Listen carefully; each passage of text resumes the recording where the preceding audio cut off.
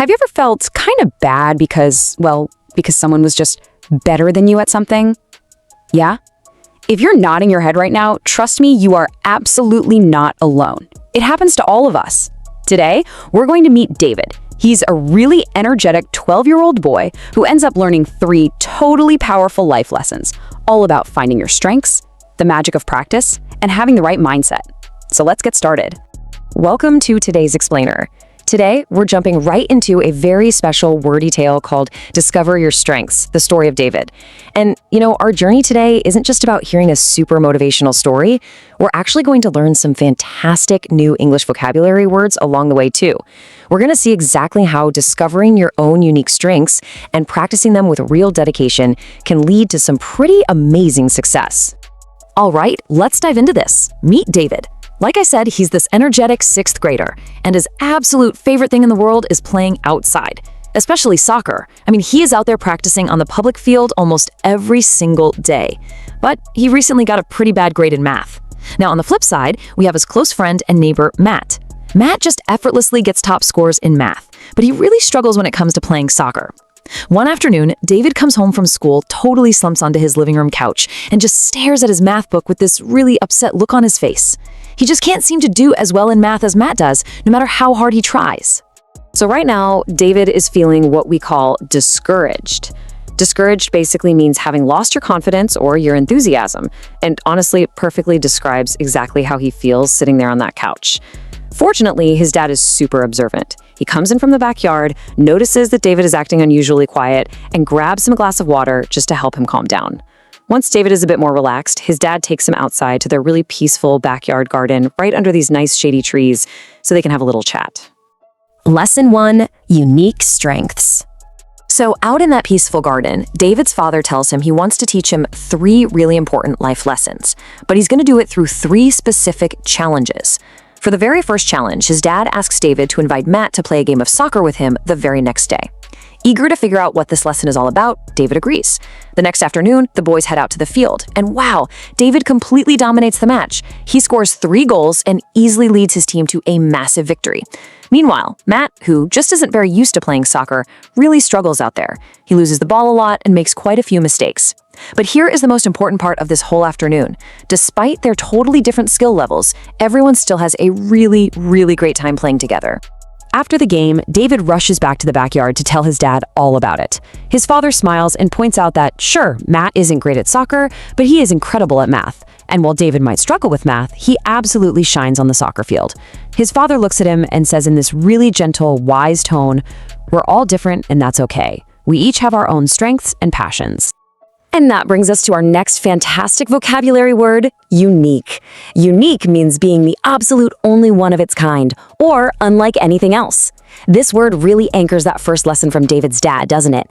It reminds us that people are completely different from one another, and you definitely do not have to be exactly the same as your friends to be special.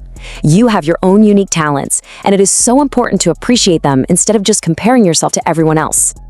Lesson 2, consistent practice. Okay, so David totally gets this first lesson, but now he's pretty curious about the second one. Moving right into the next challenge, his dad asks David to pay really close attention to Matt at school the next day. He tells David to quietly keep track of how often he sees Matt counting things or working with numbers. So the next day, David eagerly watches his friend, and you won't believe what he finds. Matt literally counts everything. He's working on math problems, he's solving little puzzles, he's calculating change during recess, he even counted the petals on a flower. He is just constantly and very happily engaging with math during every single part of his day. When David reports all this back, his father breaks down exactly why Matt is so incredibly good at math. Step 1, enjoy what you do. Step 2, practice often. Step 3, start with simple things. See, Matt is excellent at math because he actually enjoys it, and because of that, he practices it all the time, even starting with really simple things like just counting flower petals. It really goes to show us that true dedication is what builds mastery over time. Which leads us to our third vocabulary word today, consistent. Consistent simply means acting or doing something in the exact same way over time. You see, the father wants David to realize that anyone can improve at anything. Whether it's David practicing his soccer skills day in and day out, or Matt consistently playing around with numbers, small steps taken every single day lead to absolutely massive results if you are just consistent. Lesson 3, Finding Passion. Now, David is getting really excited, so he asks for the final challenge. For this third lesson, his dad asks David to estimate just how much better Matt is at math compared to him, and then adjust his studying effort to match that exact number for the very next day. David thinks about it for a second and tells his dad, well, Matt is probably about 3 times better at math than I am. So the challenge is officially set. David has to try studying 3 times harder.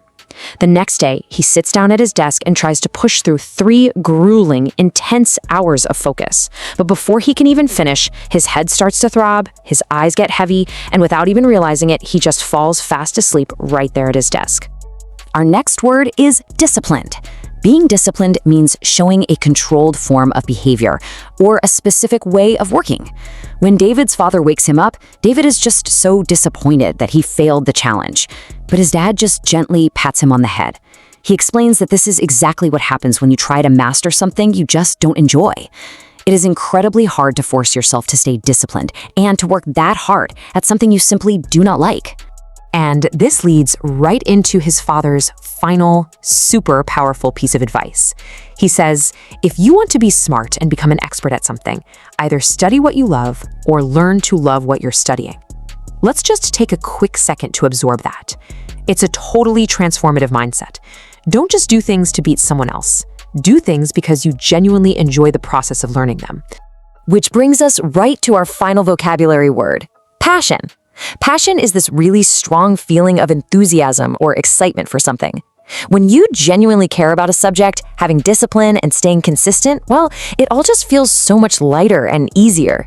You stay dedicated to it effortlessly, just like David naturally does with his daily soccer practice. Reviewing the 3 lessons.